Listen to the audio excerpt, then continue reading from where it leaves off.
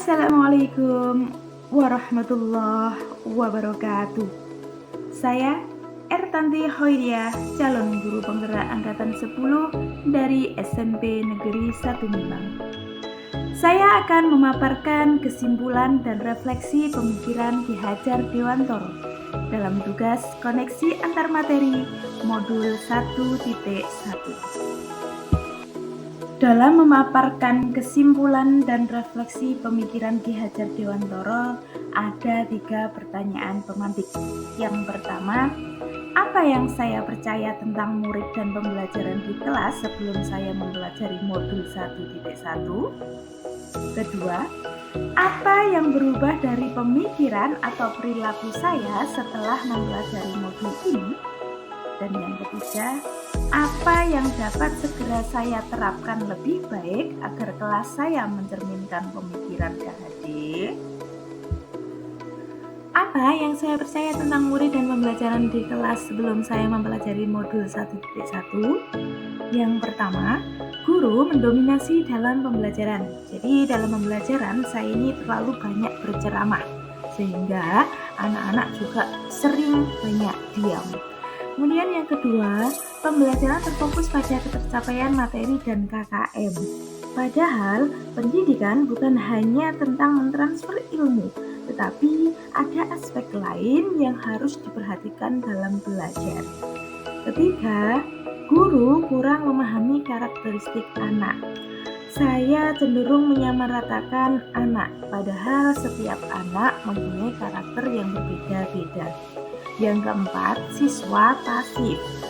Saya sangat merasakan saat pembelajaran mereka ini tampak tidak bersemangat sama sekali. Kemudian yang kelima, motivasi terhadap siswa rendah, bahkan tanpa adanya motivasi. Kemudian yang keenam, suasana kelas yang tertib, tenang, dan anak-anak yang memahami materi menjadi fokus utama guru. Apa yang berubah dari pemikiran atau perilaku saya setelah mempelajari modul ini? Yang merubah pemikiran yaitu yang pertama, guru bukan merupakan satu-satunya sumber belajar. Apapun yang ada di sekitar kita bisa menjadi sumber belajar. Tugas guru adalah menuntun, mengarahkan mana yang baik dan mana yang tidak baik. Kemudian yang kedua, pembelajaran berpusat pada anak. Dengan hal ini, maka anak akan menjadi aktif dan terlibat dalam pembelajaran, sehingga mereka bisa mengonstruksi pengetahuannya. Ketiga, menghargai setiap karakteristik belajar anak. Setiap individu memiliki keunikan masing-masing. Perbedaan ini akan menjadikan pembelajaran menjadi berwarna. Sebagai pamong, saya harus menuntun anak sesuai dengan kodratnya.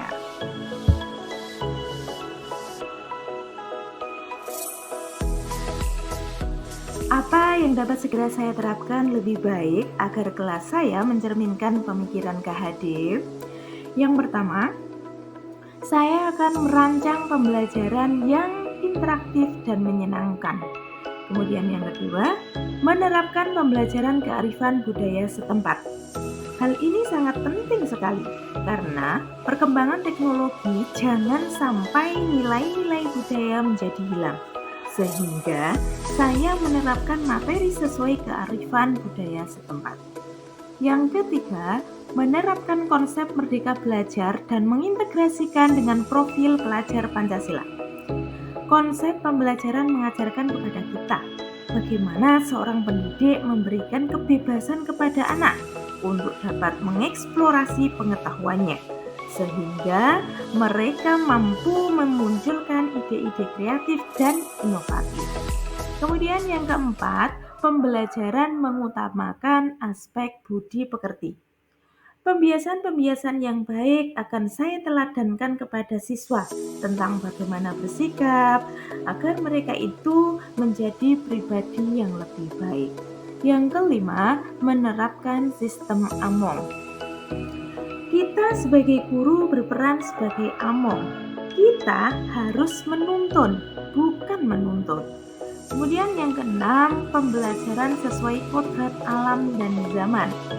Seperti yang kita ketahui, kodrat anak adalah bermain, sehingga saya akan mengintegrasikan permainan dalam pembelajaran.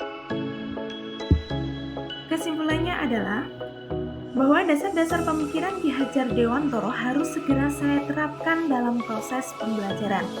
Di antaranya yang pertama, pendidikan adalah menuntut anak sesuai minat dan bakatnya. Yang kedua, pendidikan tidak hanya ilmu akademik saja, namun perlu penanaman budi pekerti yang baik. Ketiga, pendidikan sejatinya adalah berhamba kepada anak.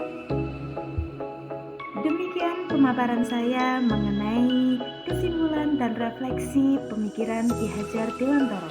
Saya mohon maaf atas segala kesalahan. Salam dan bahagia.